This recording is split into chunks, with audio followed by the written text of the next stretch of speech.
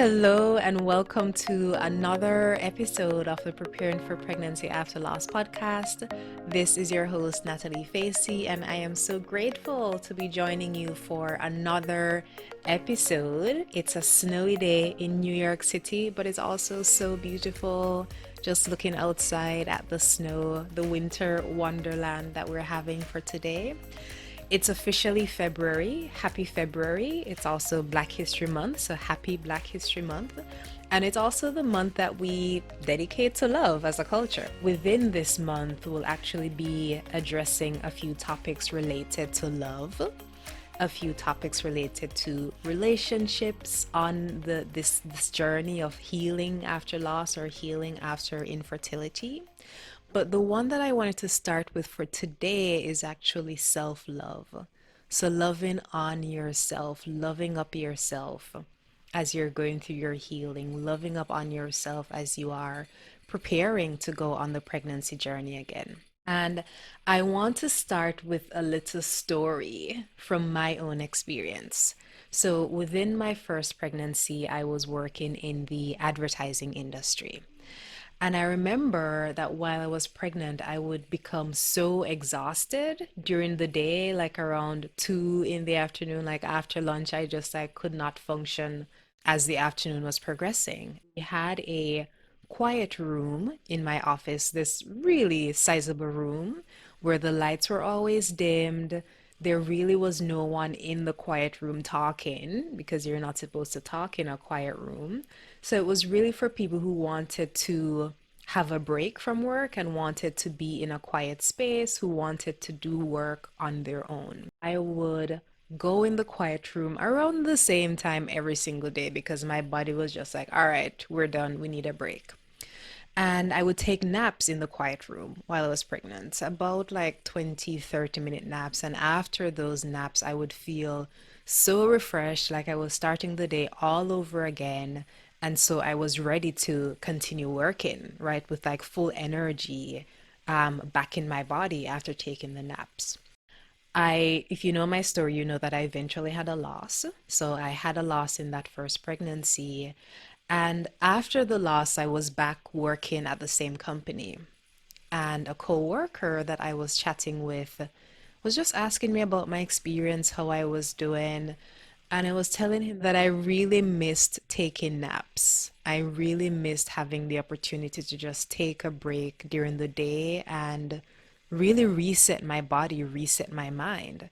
And his question was, why aren't you taking naps? Why can't you, like, the room is literally there. Why can't you just go and take naps? And my response was, because I'm not pregnant anymore. It's like, what right do I have and what permission do I now have to just take a nap in the middle of the day when I'm no longer a pregnant person? And as I was giving him that response, it really caused me to just stop and think about what I was saying, but also question why that was the case. So as someone who was having a full work day, as someone who was feeling really exhausted and like I couldn't function anymore, why is it that I could no longer, as a non-pregnant person, give myself the permission to take a 20-minute nap and be refreshed to continue the day and have my mind working at its optimal state as I continue with the rest of the day? I've held on to this story for so long because it really stuck with me. And I realized that as people on this journey of pregnancy after loss or pregnancy after infertility, we may go through similar experiences in the sense that it is the pregnancy that gives us the permission to take care of ourselves, and it is the pregnancy that gives us the permission to ask for what we want.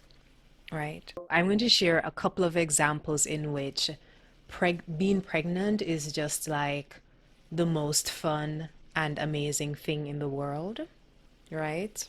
Firstly, you are just like showered with love when you're pregnant because everyone is excited that you're bringing in this new life in the world.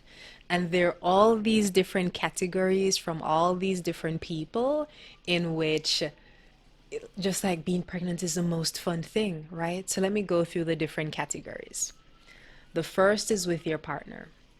Your partner will give you unlimited back rubs.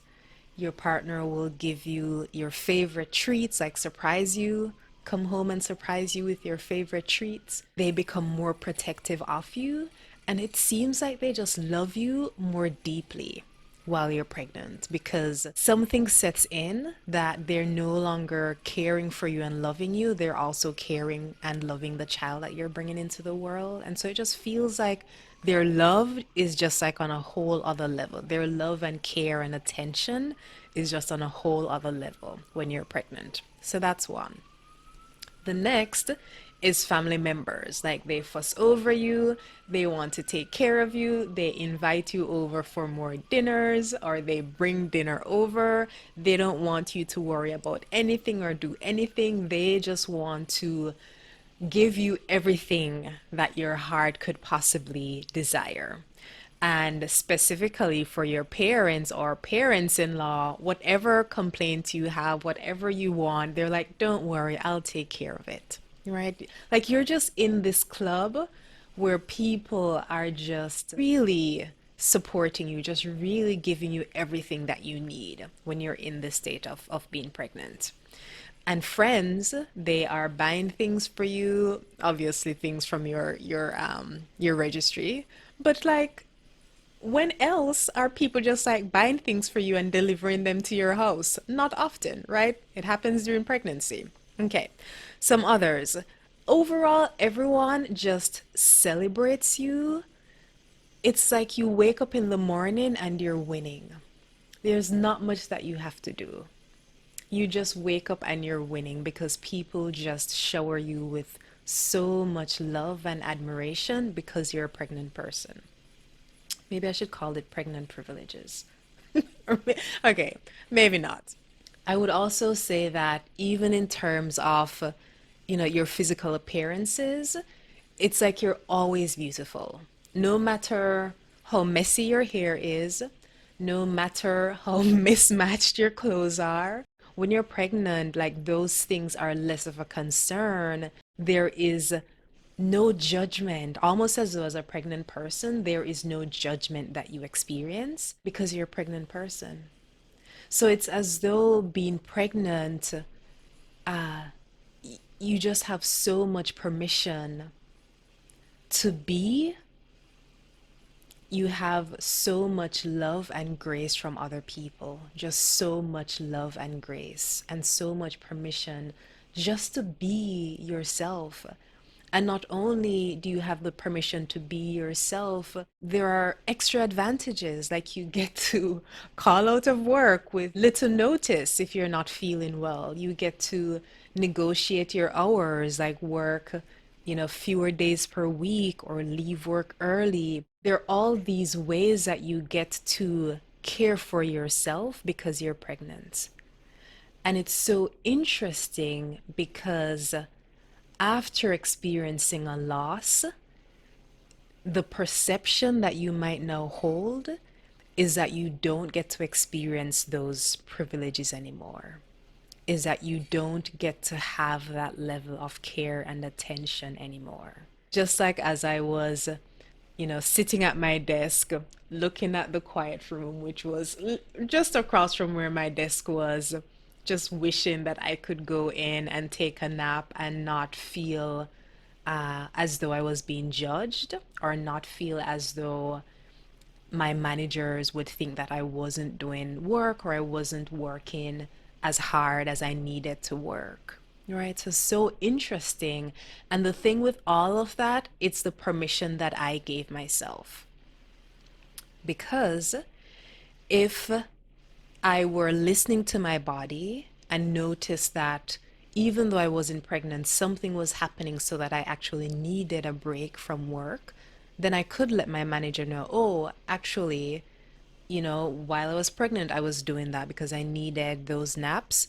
No, while I am not pregnant, I still feel the need for that. So I am going to be doing my work, but just so you know, I'm going to take a few minutes break just to reset my mind and my body. or I might need to walk away from my desk a little bit and go outside and take a walk in the park, right? Or listening to my body in other ways, such as not eating at my desk, um, tuning in to see what foods my body's craving. And these are things that we do in pregnancy. Like we definitely tune into our cravings.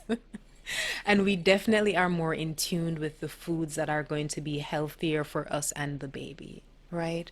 So I'm bringing up all of these experiences, and I don't want to call them privileges because I don't want them to be privileges.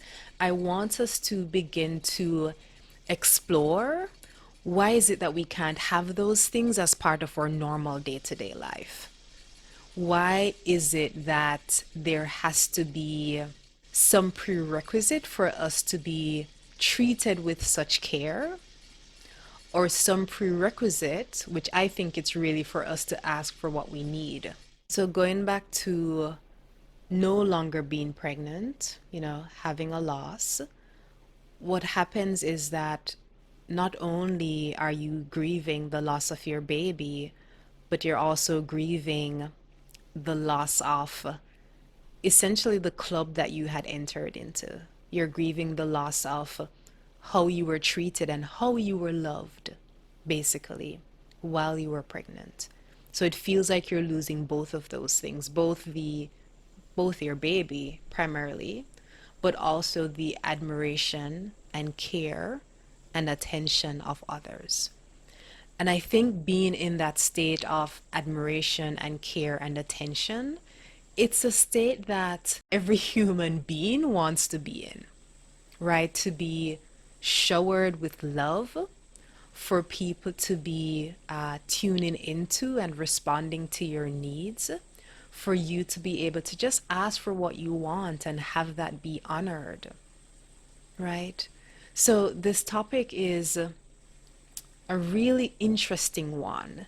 And I'm not going to focus on what other people do for you, because I think that if people love you, they just ought to love you unconditionally. Like if your parents and family members and friends, like they just ought to love you unconditionally, right? And they should support and care for you to the extent that they are able to do so, right? To the extent that they can do so while still honoring themselves.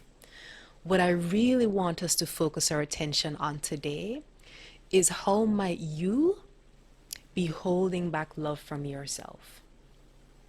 How might you be holding an agreement that in order for you to deserve unconditional love, in order for you to ask for the time off that you want, in order for you to take care of your body the way that your body needs to be taken care of, in order for you to say no when you don't want to honor a request, do you have to be a pregnant person to do that? Right? What this is reminding me of is I thought I was pregnant.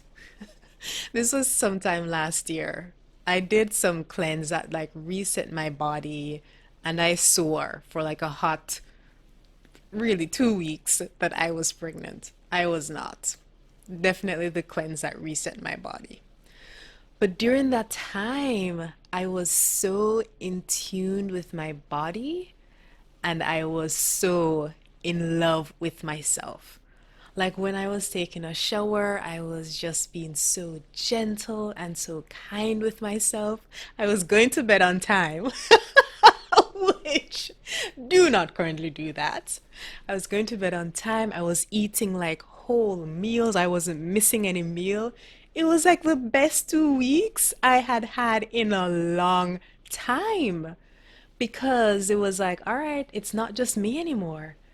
I can't be like running this rugged life anymore, going to bed late and waking up all kinds of hours. I can't be doing that anymore.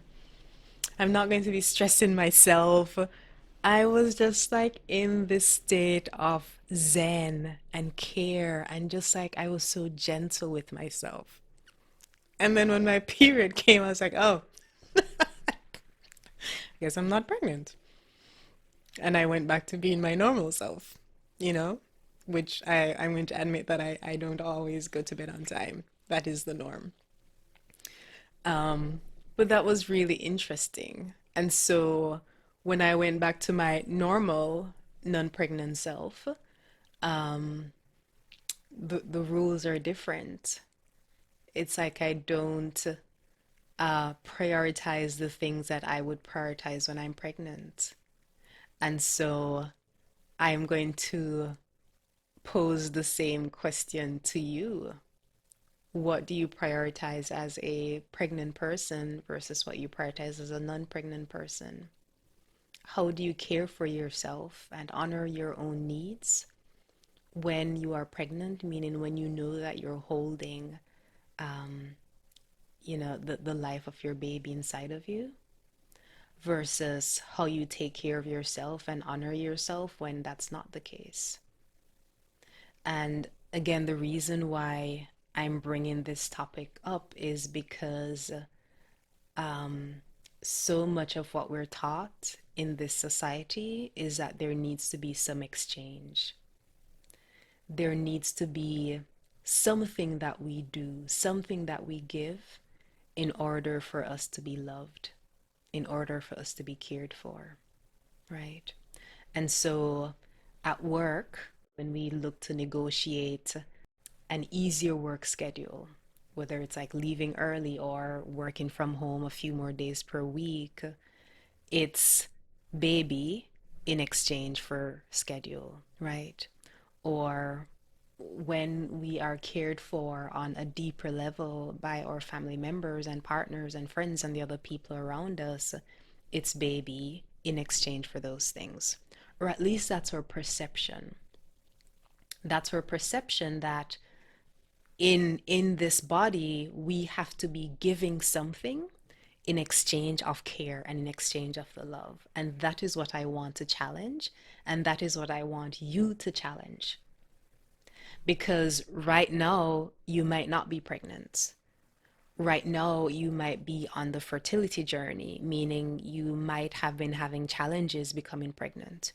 Or you might just feel within your body and your soul that you're not ready and you just need to focus on your healing, right? And so in this state of not being pregnant, is it that you don't deserve as much love and care and attention as you would deserve when you're pregnant? And why is that the case if you don't deserve as much love? Right? So, in this month that we dedicate to love,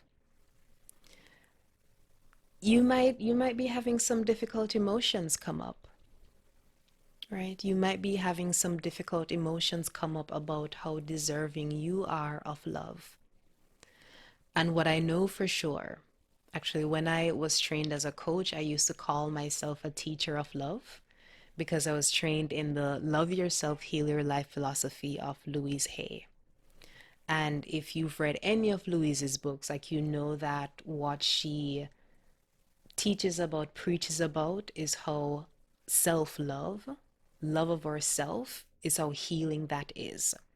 Like healing on a physical level. Because what the state of dis-ease that we experience in our bodies is from the emotions that we're holding in our bodies relating to unlovingness or unforgiveness, right? So we can go much deeper on this topic of self-love, self-compassion, and why it's so important. But I'm just going to like not go that deep today because I just want to start here with what is it that you are holding yourself back from experiencing because you're not pregnant anymore or you're not pregnant yet. And I want to remind you that that does not have to be the case because you are worthy of love just because you exist. You are worthy of love and care and attention just because you exist. And so if having experienced a loss has caused you to retreat in your life, has caused you to feel small, has caused you to feel afraid of asking for what you want, has caused you to feel afraid of saying, no, that doesn't resonate with me, and so I'm not going to be a part of that or help with that project or whatever. If having a loss has caused you to hold back love from yourself and has caused you to no longer honor your own needs, then we need to look at that. Because you deserve love and attention, not because you're going to have a baby, not because you're trying to get pregnant, but because you exist. You are already worthy. You are already worthy. So maybe as we're here today, this might be the first time that you've even thought of the fact that you might be holding back love from yourself, right? So that is my invitation to you. Explore in what ways you might be holding back love from yourself. Is it in, like me, the time that you go to bed? Is it in the types of food that you choose or don't choose? Is it in not asking for what you want? Is it in not honoring yourself, not listening to your body and knowing when you've had enough for the day or when your body actually needs more care? Your body needs a rest. Your body needs a reset, right? Is it in not asking for that raise? Is it in not asking for the ability to have a more flexible work schedule? In what ways has the experience that you've gone through impacted your ability to honor your needs and impacted your belief in your inherent self-worth, your belief in your ability and worthiness to be honored the way that you want to be honored, right? So even if we go back to the different categories, one of the first ones I mentioned was with your partner. Even with your partner, you might still want back rubs and foot rubs, but you might not want to ask because you think that no, that you're not pregnant, like you should be okay. I remember that this is after the first loss. This is while we were still in the hospital, and I had just delivered the baby, Natalia. And there was a lovely woman who came in the room who we're actually still in touch with. I remember telling her that I just loved when Jose would kiss my belly. Like it felt so loving when he would kiss my belly. And she said, well, he can still do that.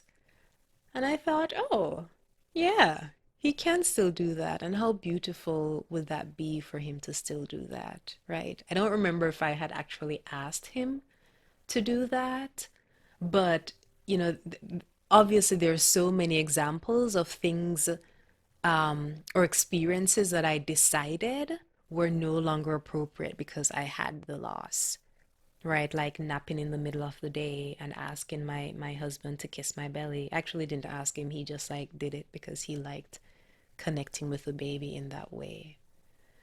So for you, maybe it could be a back rub or a foot rub or asking if your husband, can make dinner or bring home a special treat for you. I think that it really starts with you. I think it starts with what do you feel that you are worthy of asking for? And because you feel that you are still worthy, regardless of whether or not you're pregnant, regardless of when you are ready to try again, because you are still worthy, just because you exist, then you're comfortable asking for what you want or what you need, right? So it all starts with you. And the reason for this entire podcast is just to highlight ways in which you might be holding back love from yourself, and so that you get to intentionally shower yourself with love. You get to intentionally create ways that you can be cared for as long as you identify those needs, right? And so if we think of the example with your boss or your company, if it's that you would actually appreciate a new work arrangement, then you can ask for that work arrangement whether or not you're now pregnant.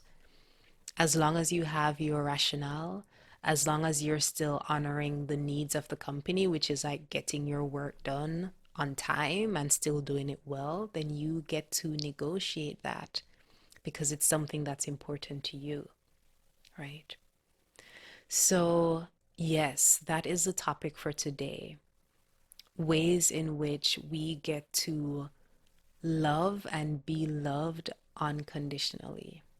Ways in which we get to love ourselves unconditionally without the prerequisite of being a parent or being pregnant, and allow others to love us by letting them know what our needs are or letting them know what our desires are.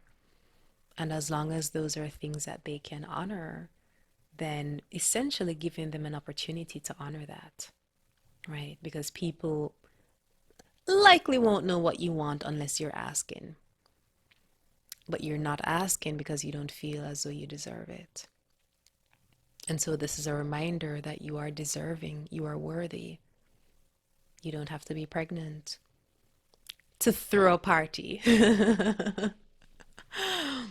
or to walk out of the house with your messy hair, don't care, and still feel beautiful.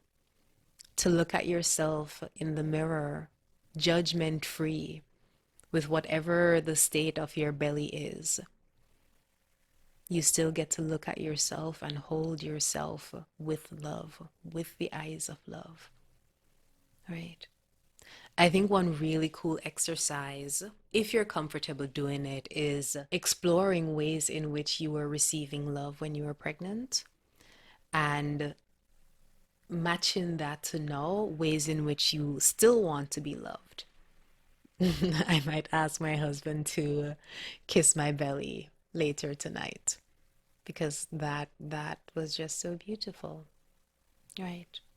And if you don't want to do that exploration, because obviously that involves going back into different memories, so if you're not comfortable with doing that right now, just like right here where you are in this present state, explore ways in which you would want to care for yourself more. And you don't have to do like a full overhaul of your life. You don't have to decide, all right, I'm going to bed at this time. I'm going to be eating these foods. I'm going to be saying no to these kinds of requests. Like, you don't have to like do the full thing, but where can you start? Is it by giving yourself a long, nourishing bath once per month? Is it by letting a friend know that you actually really miss a meal that they prepared for you in the past and that you would love for them to prepare that meal for you? You can visit them if visiting people is a thing that you're doing right now, or you can have them drop it off at your house. You can have a girls' night in, like a virtual girls' night in, and you all get together and watch a movie that you love. Like, what are ways that you want to honor yourself and not be in a state of waiting to check a box or waiting to be, you know, in the pregnant club before you get to be honored and cared for and cherished and loved? Cannot stress that enough. That we have been trained and socialized that there has to be some exchange. There has to be something that we are giving in return for being loved, and that should not be the case because you just deserve to be loved. Okay. So obviously we're going to have Valentine's Day. Um, I don't know how you feel about Valentine's Day. I'm sure different emotions might come up for you based on where you are and how worthy you are feeling of love. But I want you to begin to explore how this shows up in your life, how this topic of allowing yourself to be loved, allowing yourself to love yourself unconditionally, and allowing yourself to ask for what you need of others just because you are worthy, not having to be in the pregnant club, not having to have the permission that pregnancy gives because you're already worthy. Okay? So that was our chat for today. I hope that this was meaningful for you. Obviously, there are other ways to go deeper. So if you've been listening to me for a while, you know that I have a private community, the Birthware community on Facebook.